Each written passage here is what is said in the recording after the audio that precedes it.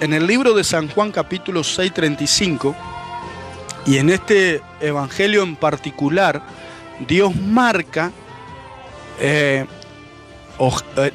escritor marca 7 características de Jesús.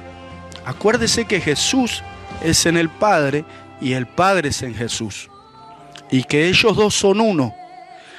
Y acuérdese que el discípulo Andrés o el apóstol Andrés le pregunta: Jesús, muéstranos al Padre y no basta.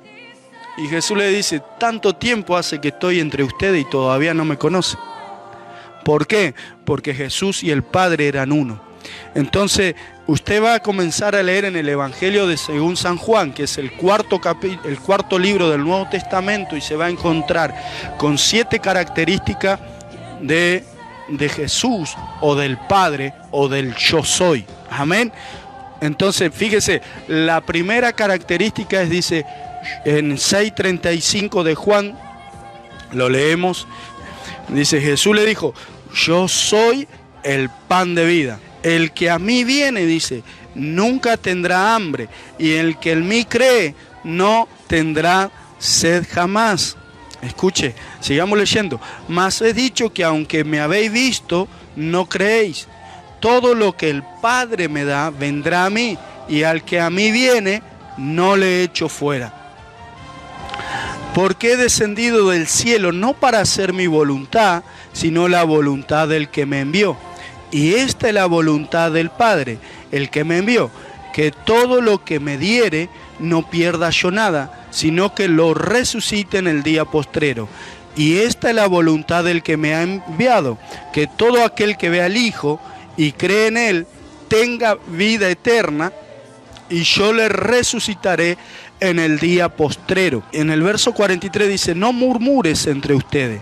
Ninguno puede venir a mí si el Padre que me envió no lo trajere, y yo le resucitaré en el día postrero. Escrito está en los profetas, y serán todos enseñados por Dios. Así que todo aquel que oyó al Padre y aprendió de Él, viene a mí. No que alguno haya visto al Padre, sino aquel que vino de Dios. Este ha visto al Padre. De cierto os digo, el que cree en mí, tiene vida eterna. Y el verso 48 dice: yo soy el pan de vida. Vuestros padres comieron el maná en el desierto y murieron. Este es el pan que desciende del cielo, para que el que de él come no muera. Yo soy el pan vivo que descendió del cielo. Si alguno comiere de este pan, vivirá para siempre. Y el pan que yo daré es mi carne, la cual ya daré por la vida del mundo. Entonces los judíos contendían entre sí diciendo: ¿cómo puede éste darnos a comer su carne? Jesús le dijo: de cierto les digo, si no coméis la carne del Hijo del Hombre y bebéis su sangre, no tienen vida en ustedes. El que come mi carne y bebe mi sangre, tiene vida eterna, y yo le resucitaré en el día postrero. Porque mi carne es verdadera comida y mi sangre es verdadera bebida. El que come mi carne y bebe mi sangre, en mí permanece y yo en él.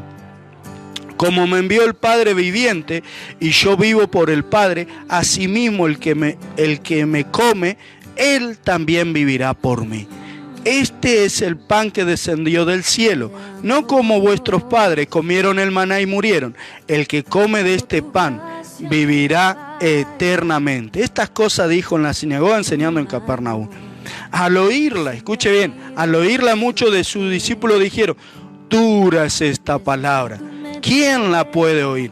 Sabiendo Jesús en sí mismo que sus discípulos murmuraban de esto, le dijo: ¿esto les ofende? Pues si vieres al Hijo del Hombre subir a donde estaba primero, el Espíritu es el que da vida. La carne para nada aprovecha. Escuche bien, las palabras que yo les he hablado son espíritu y son vida. Pero hay algunos de ustedes que no creen, porque Jesús sabía desde el principio quiénes eran los que no creían y quiénes le habían de entregar. Y dijo: por eso le digo que ninguno puede venir a mí si no le fuere dado del Padre. Escuche bien, verso 66. Desde entonces muchos de sus discípulos volvieron atrás y yo no andaban con él. Y dijo entonces Jesús a los 12, ¿quieren acaso irse también ustedes? Le respondió Simón Pedro, Señor, ¿a quién iremos? Tú tienes palabra de vida eterna. Y nosotros hemos creído y conocemos que tú eres el Cristo, el Hijo del Dios viviente. Amén y amén. Gloria a Dios. Entonces primero, el primer yo soy en el libro de Juan es que Él es el pan de vida.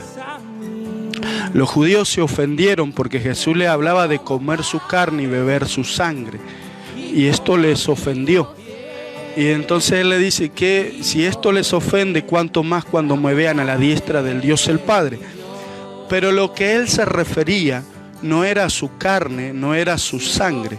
Se estaba refiriendo que su alimento es su palabra.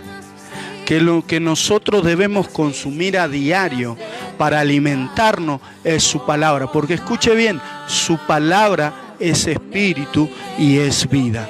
Entonces, su palabra te va a dar vida en el espíritu. ¿Cuántos dicen amén? Entonces usted, el hombre natural, nosotros naturales, todo el tiempo oímos palabras que nos van a llevar a vivir en la carne. Y dice esta palabra, la carne para nada aprovecha. Entonces usted va a escuchar todo el tiempo palabras de hombre o palabras que van a influenciar en usted para llevarlo a la carne, para sacarlo de lo espiritual y meterlo en la carne. ¿Por qué? Porque en esa situación el diablo tiene poder sobre usted.